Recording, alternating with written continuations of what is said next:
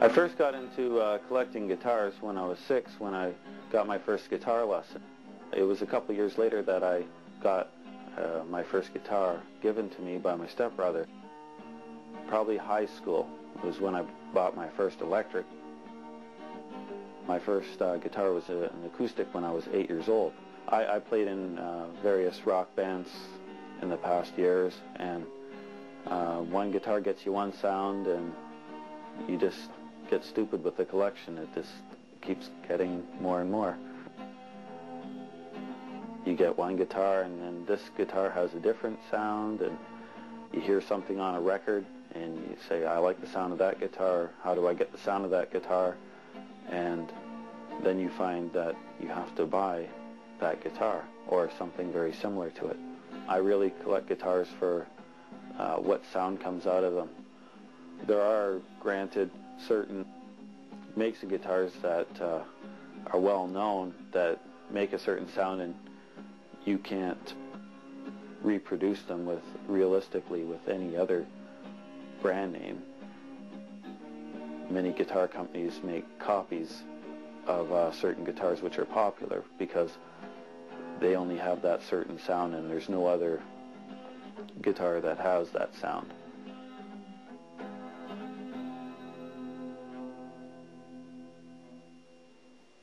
There's a collection here I'd like to show you.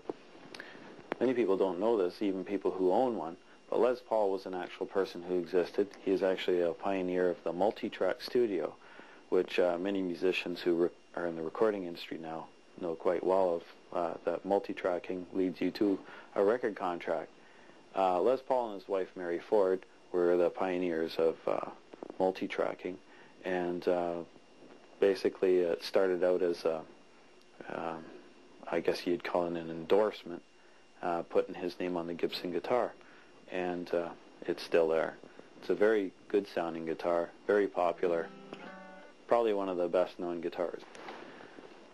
Next we have an SG, which is a bit lighter. It's more of a lead type of guitar. It really has quite a chunky sound to it when you get it going. Back there we have another SG. It's a newer make. Here is an acoustic. You can hear it a lot louder than an electric guitar, of course, right now, but that will change once you plug in one of the electrics. Over here is one of my favorites. It's a 79 Strat. It's been repainted. It's got a nice neck to it. As you can see here, it's got like 3 pickups.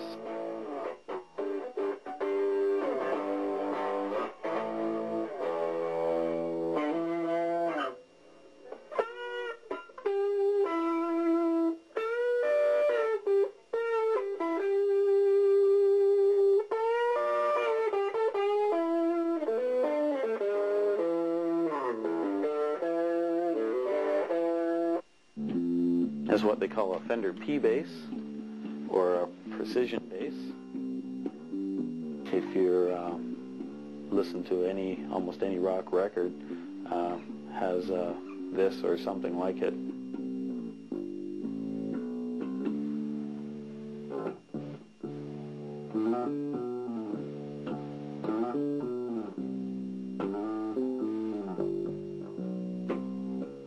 This is what they call a 12-string. It's a Fender acoustic.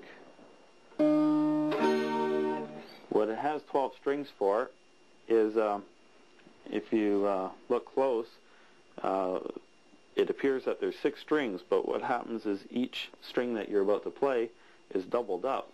So instead of when you play your E string, there's two different strings with that same tuning, but the bottom ones have an octave. So you can get a very chimey sound.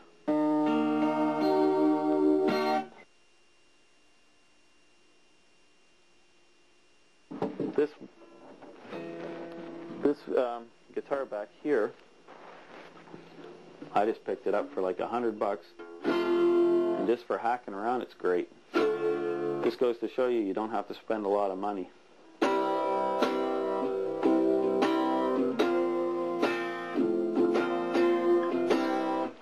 Depending on how much you want to play the guitar and what level you want to get to of perfection, I guess you call it that. I don't think there is such a thing. Playing guitar can start out, you could learn the basics maybe in about 3-4 months, depending on how quick you learn. Like that would mean playing a D, a C, a G chord, which are basic chords that almost everybody knows, to playing quite involved licks or riffs, which can take you years, maybe 5-6 years before you start to come into your own, have your own style. One thing to remember is most guitars are made out of wood. Living in Canada, you know that if you go outside, it's quite cold, there's condensation, you come back inside. The best thing to do is to put your guitar in a guitar case, hopefully hard shell. They're a little more expensive, and one of the other things to think about is if you have to take the guitar somewhere at any distance, you take it outside, and let's say you're outside for half an hour or more. When you bring it to your buddy's place to jam or whatever, don't take it out of the guitar case right away. Your guitar's cold, there's condensation, and it's made out of wood most likely, and it'll warp.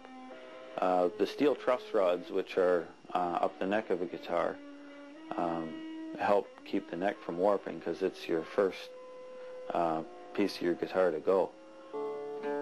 The reason I collect guitars in the first place is to make music, and one of the best ways for me to hear my music is in my own recording studio.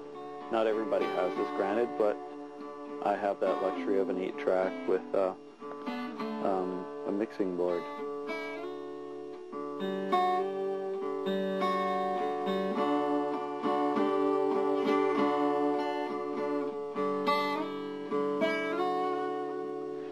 Like I can pick out a sound I like from a favorite guitar and put that with a certain drum beat that I have, or a bass riff, and depending on the type of the guitar, it can get out the sound I want.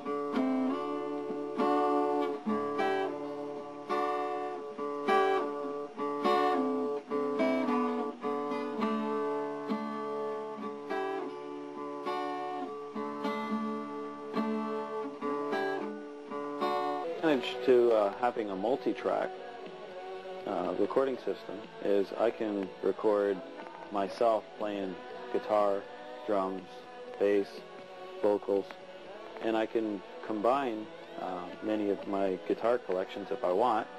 Let's say a Strat with a Les Paul or an SG, and have a new blend of the various guitar sounds from the guitars that I have.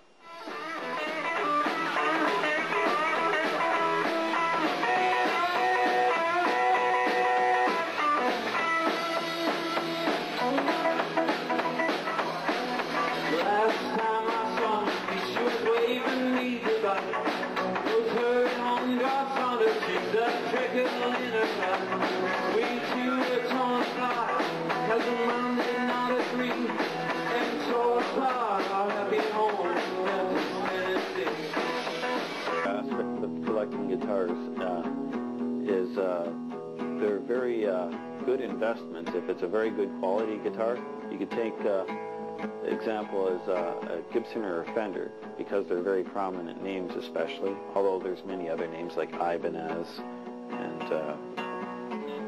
Martin comes to mind for acoustics anyways.